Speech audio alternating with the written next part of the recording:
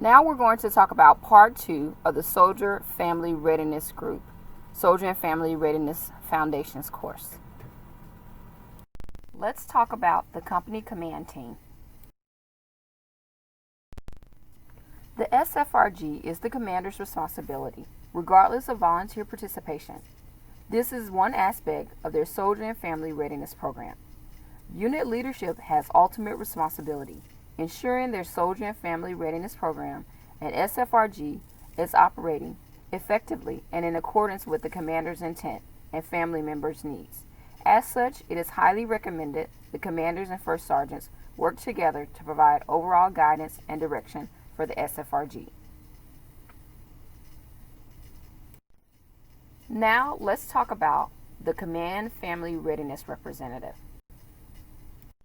The Command Family Readiness Representative's responsibilities include providing operational, administrative, and logistical support to the SFRG leadership, monitor and maintain oversight of the Command Soldier and Family Readiness Program.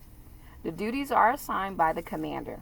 Requirements vary, but a good guide is that the Command Family Readiness Representative must be a sergeant or above, have 12 months retainability, be selected and appointed in writing by the commander, and attend prescribed and/or required training.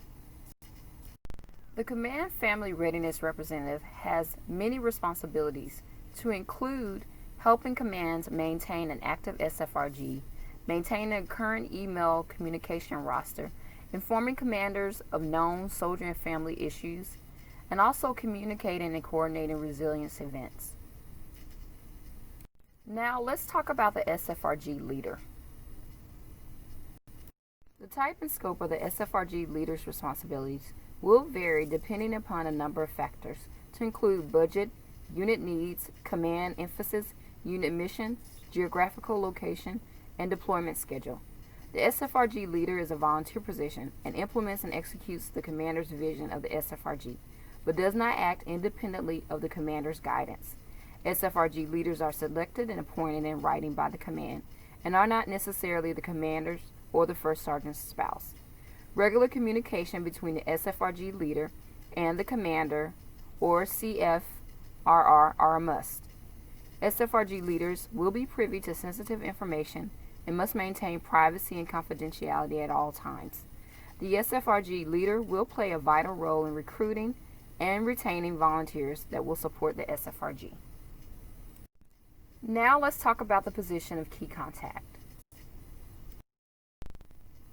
Key contacts will contact SFRG members as directed by the commander. Commanders may request that key contacts interact with SFRG members to welcome them to the unit, provide command information, notify and encourage members to attend unit and SFRG activities.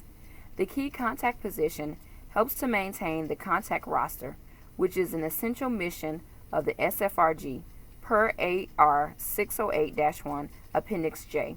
In order to meet privacy and confidentiality, best practice is to have a confidentiality agreement signed by the volunteer. Let's now talk about the position of the informal funds custodian. The funds custodian is responsible for informal fund custody, accounting, and documentation. The funds custodian and alternate must be appointed in writing. Both these positions must be filled if there is an existing informal fund within the unit per AR 608-1 Appendix J7. The informal funds custodian are personally liable for any loss and misuse of funds, AR 608-1 Appendix J7.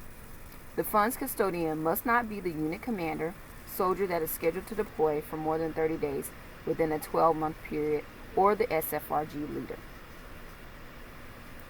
Now let's talk about the other volunteer positions. This slide depicts the entire unit, soldier, and family readiness team with the option for other volunteer positions as listed in the sample component structures. There are other team members that are not located in the unit level, but may be located at the brigade or battalion levels. We have talked about the mission, purpose, regulatory guidance, and the SFRG. Now let's talk about the other volunteer positions.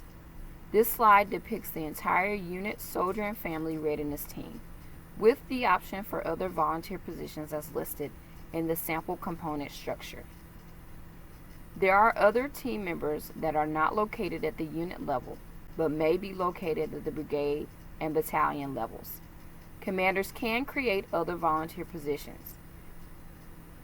We have talked about the mission, purpose, regulatory guidance, and the Soldier Family Readiness Team. Now, let's talk about what is not appropriate for the SFRG. SFRGs are not a social group. While not strictly a social group, social activities help build trust and camaraderie, provide stress relief, and reduce family loneliness. SFRGs are not for deployment only. Transitions within the military can be stressful where relationships are already established. SFRGs are not child care providers. SFRGs can provide referrals to approved child care resources. SFRGs are not long-term problem solvers. SFRGs can provide information and referral to approved resources to assist families in crisis.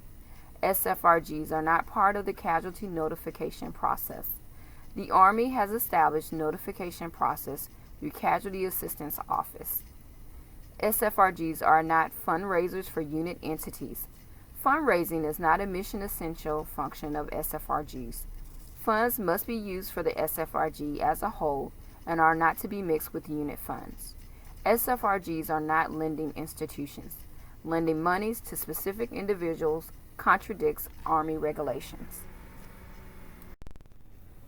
Ultimately, soldier and family readiness is a part of unit readiness.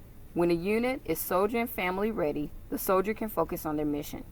Your contributions as a SFRG volunteer significantly enhance this readiness and is greatly appreciated. Please contact your Army Community Service to take an assessment for this training and receive a certificate. Thank you for your time.